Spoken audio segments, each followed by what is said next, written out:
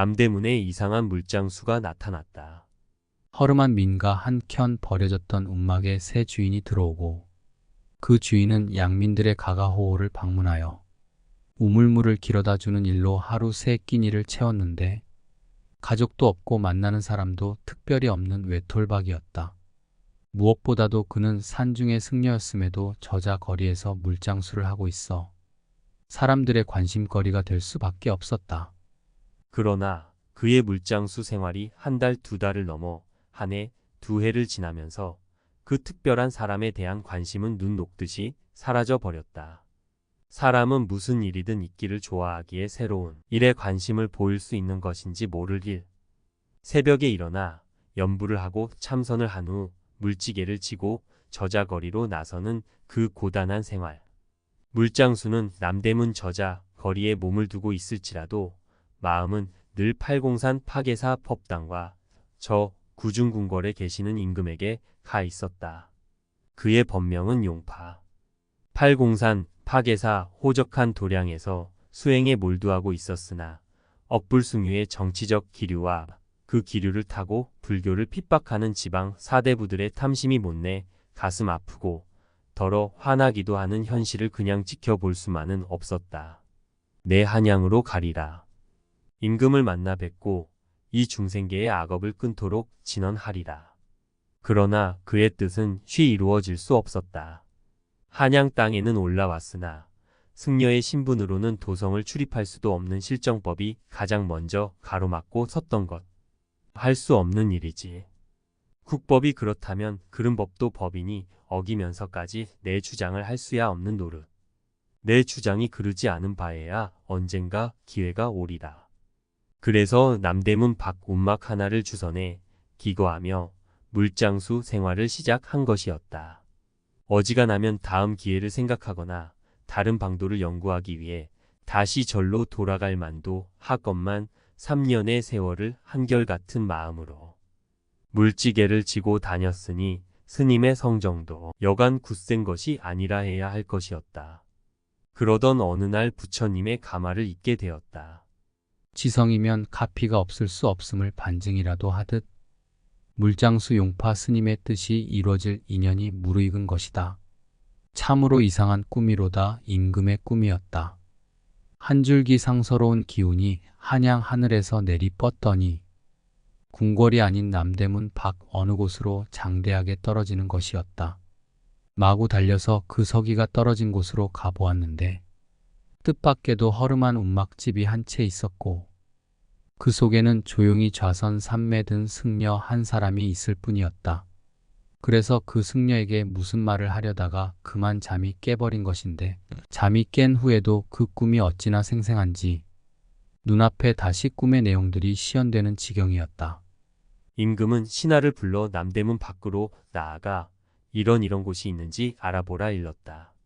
전하께서 말씀하신 대로 꼭 그러한 곳이 남대문 밖에 있었고 움막에는 몇 년 전부터 승려 한 사람이 와서 물장사를 하며 살고 있다 하옵니다. 신하의 보고에 임금은 등골의 전율을 느끼지 않을 수 없었다. 필시 그 승려가 할 말이 있습니다. 이리로 데려오도록 하여라. 그렇게 용파 스님의 소원은 이루어지게 되었다. 3년의 기다림 끝에 왕을 친견하게 되었고 지방 토호 세력과 사대부들이 자아내는 억불의 실상을 낱낱이 고할 수 있게 되었다. 단지 저희 같은 승려가 잘 살자고 드리는 말씀은 아니었고 불교를 핍박함은 이 나라의 정신을 억누르는 일이며 여러 산과 계곡의 절과 암자가 피폐하는 것은 민심의 피폐임의 조정과 국기를 튼튼히 하시기 위해서라도 일방적이고 터무니없는 탄압은 삼가하도록 하명이 계셔야 할 줄로 아뢰옵니다. 임금은 내 진작 그런 사정을 세세히 몰랐음이니 향후 일체 그런 일이 없도록 하리라는 약속을 했다. 그렇게 임금을 아련하고 물러나려는 순간 임금이 그윽한 목소리로 스님을 다시 불렀다. 화상, 나는 하늘로부터 화상과의 만남을 언약받은 일이 예산일이 아닐 수 없다는 걸 알고 있소. 화상이 간청한 일도 참으로 나라를 위해 갸륵한 일이 아닐 수 없고 내 그 청을 들어주기로 약조도 했소. 그런데 나를 위해 화상의 특출한 법력을 발휘해 줄 수는 없겠소. 다름이 아니라 임금의 후사 문제였다. 중전이 다산을 하지 못하고 한 명의 왕자를 생산했을 뿐인 정황에서 느끼는 그 은근한 조바심을 드러내고 있는 것이었다. 미력한 힘이 남아 나라를 위해 최선을 다하겠습니다. 그리하여 용파 스님은 북한산 금선사를 찾았다. 농산 스님과 더불어 기도를 하기 위함이었다. 나라에서는 특별히 기도처를 물색하라는 정갈이 있었고 용파 스님은 북한산의 금선사와 수락산의 명당 터를 골라 기도에 들어갔다. 수락산의 그 터는 이미 신라적부터 절이 있었던 것으로 알려진 곳이었다. 나라에서는 그곳에 당호를 지어주었다. 두 스님이 기도를 시작한 이후 임금은 불심을 발해 두 스님의 기도를 도왔다. 어느 날 용파 스님이 북한산으로 찾아갔다.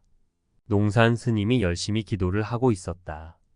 대사의 기도가 날로 성성함인지 이 나라에 좋은 소식이 깃들 것 같소이다. 화상의 기도 덕분이겠지요. 대사, 이제 몸을 바꾸심이 어떨런지. 농사는 용파의 말이 무슨 뜻인지를 잘 알고 있었다. 그날 밤 두 스님은 어느 때보다 정성스런 기도를 했다. 제불보살이여, 이 나라에 감응하사 천년 구군을 융성케 하옵고. 두 스님은 밤늦도록 기도를 했다. 산을 뒤 흔드는 목탁 소리에 두 스님의 연불 소리가 파도처럼 일렁거리는 장엄한 기도였다. 이윽고 농산 스님은 눈짓으로 용파 스님에게 자리를 피해 달라는 요청을 했고 용파는 농산을 향해 지극한 마음으로 삼배를 올렸다. 용파 스님이 어두운 산길을 헤치고 하산할 즈음 농산 스님은 조용히 가부좌를 틀고 앉았다. 그리고 산바람 한 모금을 들이마시는 순간 그대로 정멸의 깊은 잠으로 빠져들었다. 원적. 스님의 죽음은 이 세상을 영영 떠나는 것이 아니라 새로운 몸을 받아 다시 오기 위한 하나의 의례에 지나지 않았다. 그래서 원래의 적적한 자리로의 회귀였고 다시 인연을 따라 세상으로 나투는 성스러운 반전이었다.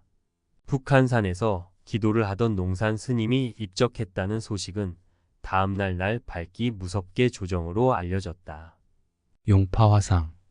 이 어찌된 일이요. 어제까지 기도에 정성을 쏟던 스님이 갑자기 입적하다니. 황급히 찾아온 한 대신의 놀라움에 비해 용파 스님의 마음은 조용하고 여유롭기까지 했다. 전하께 상고하시오. 이제 우리 두 사람의 기도는 더 이상 필요치 않다고. 그리고 기도는 성취되어 조정의 경사가 있을 것임을 믿기지 않는다는 듯 고개를 저으며 입궐한 대신은 용파 스님의 말을 임금에게 전했고 임금 역시 영문을 모르겠다는 표정이었다. 그러나 이내 그 궁금증은 풀어졌다. 수빈 박씨에게 태기가 섰던 것이다. 임금은 농산 스님이 왕자의 몸으로 다시 세상에 나오고자 짐짓 입적을 한 것임을 알 수 있었고 그 일을 도모한 두 스님의 정진력과 부처님의 가마에 거듭거듭 감흡할 뿐이었다. 두 화상께서 나라에 이토록 경사스런 인연을 지었음이로다. 수락산 기도터에 절을 크게 짓도록 하라. 임금의 명으로 용파 스님이 기도하던 곳은 신라 이래 폐찰이 된 불운으로부터 벗어 날 수 있었고 농산 스님이 몸을 바꿔 나툰 왕자는 훗날 보위에 올랐다.